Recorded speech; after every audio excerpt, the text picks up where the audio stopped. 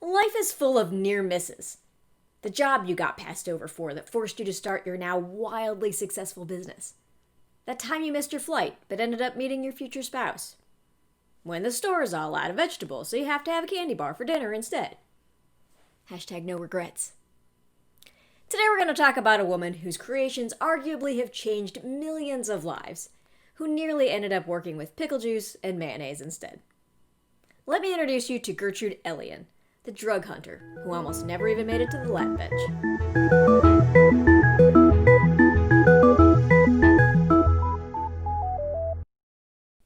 From a young age, Gertrude Elion seemed to be on the fast track to something great. Trudy was so smart that she skipped 2 grades in school, and by 1937, she was graduating from Hunter College in New York City at the top of her class. Having seen her grandfather die of stomach cancer, she knew she wanted to use her degree in chemistry to help treat disease. Unfortunately, like a lot of families after the Great Depression, she had no money to begin graduate school, the typical next step for an aspiring research scientist. As a woman in science in the 1930s, and one without an advanced degree, Trudy had 2 strikes against her while she looked for a job. Turned down again and again, sometimes interviewers would tell her that she might be qualified for the position, but that she'd be a distraction in a lab full of men. It is a well-known fact that brilliant scientists can only work in the complete absence of estrogen and emotional maturity. Elion said later, "I hadn't been aware that any doors were closed to me until I started knocking on them." So she went to secretarial school, she taught biochemistry to nursing students as well as high school chemistry and physics, and she took an unpaid position in a chemistry lab just to keep herself in the field.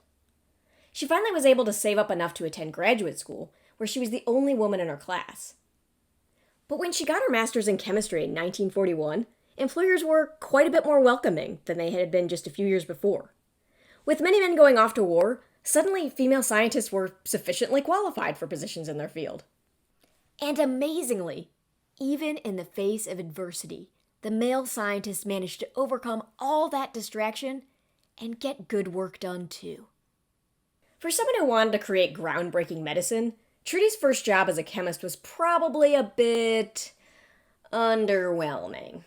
The young prodigy was working in a food lab, checking the acidity of pickles and the color of mayonnaise. On a good day, she might have been checking for mold on berries used for jam. At least mold did lead to a medical revolution. Unsurprisingly, preserved cucumbers and condiment quality control work didn't hold Trudy's attention for long. A few years later, by chance, Trudy happened upon an open position at Burroughs Wellcome, now part of pharmaceutical giant GlaxoSmithKline. Trudy was hired by George Hitchings, a scientist who was also inspired to pursue medicine after experiencing great loss. His father died after an illness when Hitchings was only 12.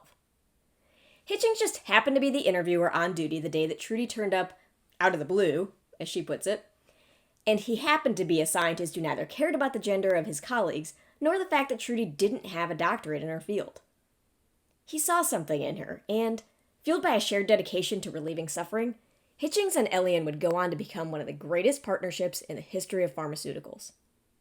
Their approach to research was unusual for the time. Instead of using trial and error for testing drugs, they designed molecules to achieve an effect, in this case, stopping the growth of tumors. This process is now called rational drug design. At the time, scientists weren't exactly sure how nucleic acids worked in cell reproduction.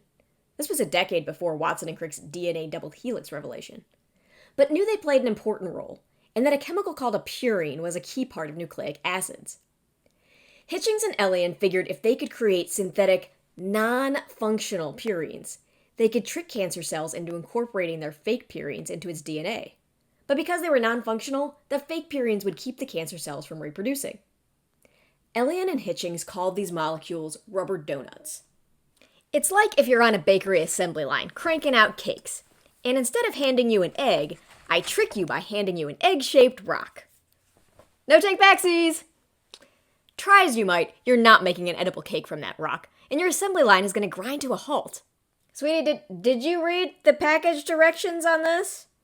It's not exactly what I meant by Rocky Road. In 1950, after testing many molecules with varying degrees of success, Trudy discovered 6-mercaptopurine, 6-MP, a promising rubber donut for cancer. It was tested in children with a disease called ALL, a cancer of the bone marrow that affects white blood cells. At the time, ALL was almost universally fatal. But the kids that received 6MP saw their cancer disappear almost immediately. Although, not for good. There was a long way to go to achieving lasting remissions, but 6MP is still in use today, and the 5-year relative survival rate of childhood leukemia is up to 85%. That means most kids are cured. But wait, there's more. One of the side effects of 6MP and Trudy's other purine donuts was suppression of the immune system, something we now know is critical to successful organ transplants. We think of transplants as almost commonplace now, but back then, without drugs to help the process, most patients' bodies rejected donor organs. With the help of Trudy's work, transplants have become more and more viable, and to date, they've changed hundreds of thousands of lives. Trudy eventually became the head of the Department of Experimental Therapy at Burroughs Wellcome.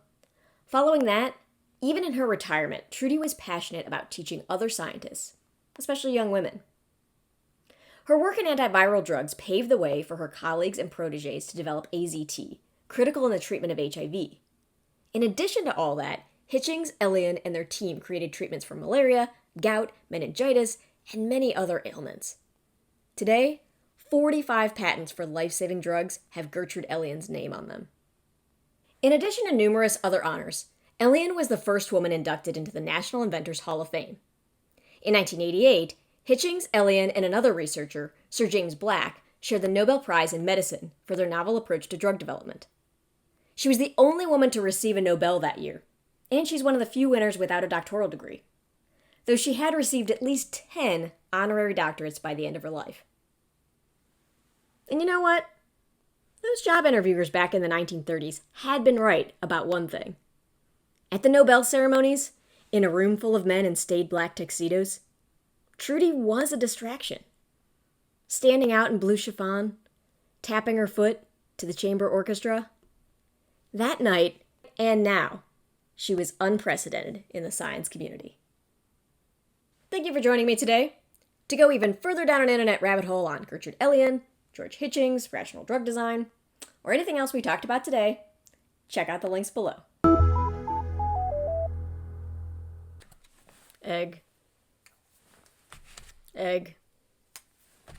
Egg. Close enough.